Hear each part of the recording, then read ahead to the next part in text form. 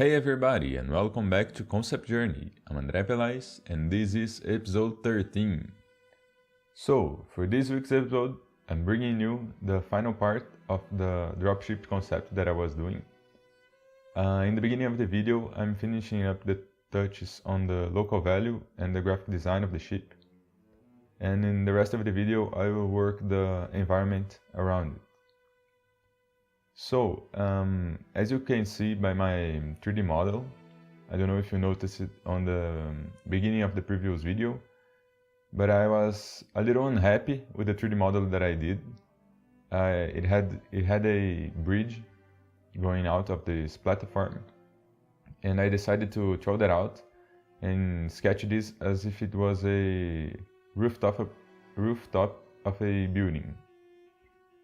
The way that I think of it was more to indicate the size and the scale of the ship, as I can put people on the top of this building and also put windows and this kind of stuff.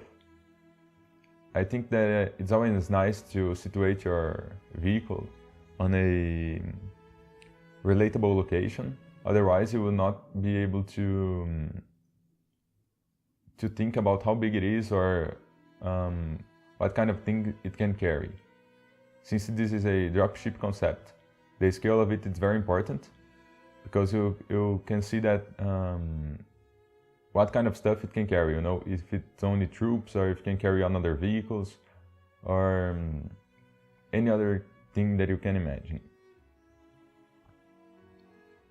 To work up this environment, I'm using the same method that I used to the ship. I sketched a roof on top of everything, and now I'm working on the more refined version.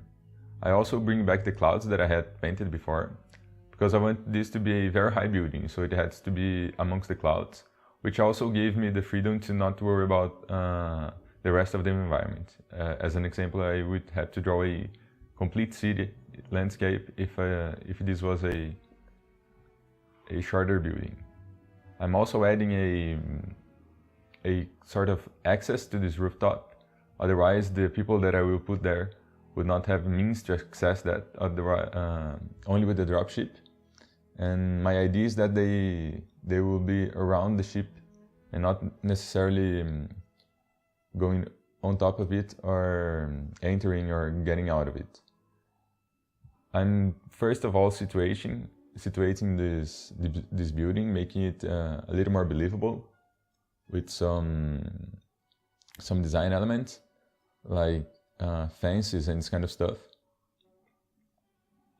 And this makes everything look more from the real world, since if you have access to the rooftop, it would probably have something to prevent people from doing some crazy stuff like jumping off of it, or I don't know. I will also add a few to show up, like maybe it has access to some certain information or satellite contact, it's kind of stuff. And to add to even more to the realism side, I've picked up a concrete texture from a texture stock photos, and I'm working it around the rooftop with my on the Heal tool, and it will help make the transitions from one texture to another seamless. And it will be a very light texture, but it helps add to that realism feeling. This kind of detail is, at least in my opinion, what makes the difference.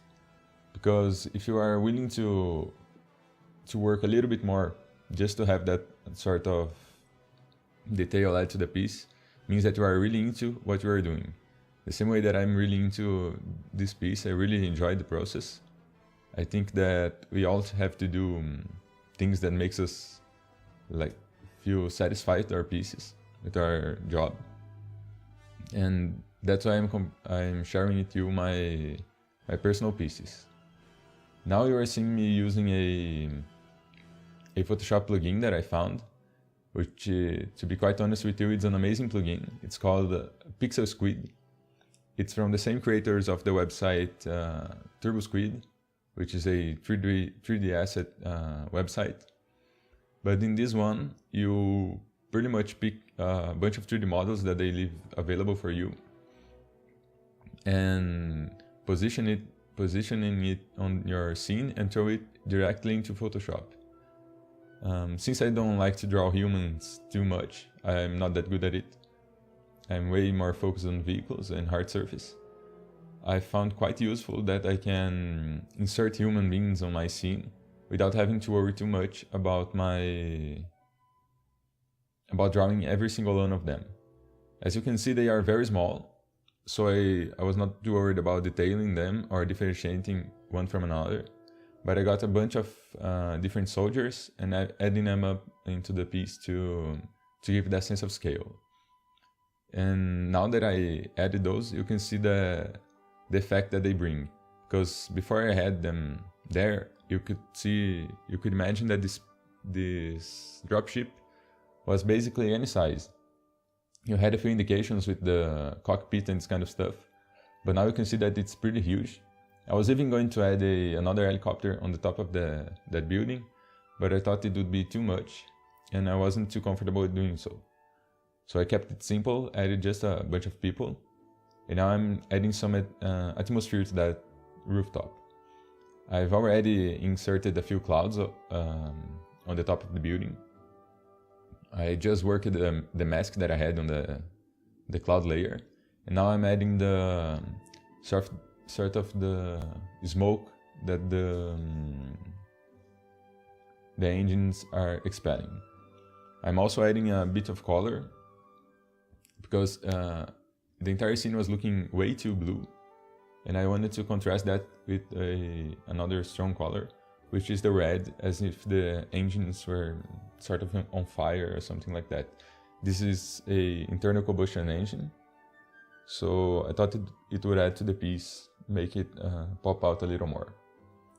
To this entire concept, I've also made a second page, which is only line work, and showing a bit more detail the cockpit and the engine, and also the inside part of the engine, which is this internal combustion system.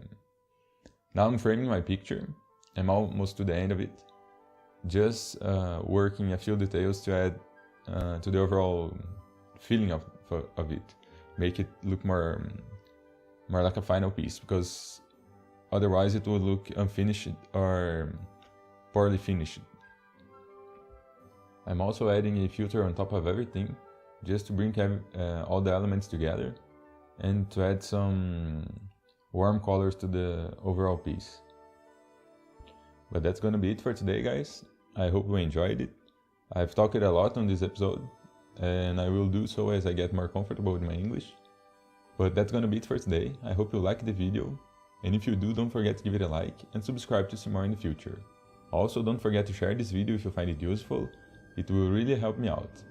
Any comments, suggestions, or tips, please leave them in the comment section of the video, and remember to follow my social media to see more of my work. I hope to see you next week, and thank you for watching!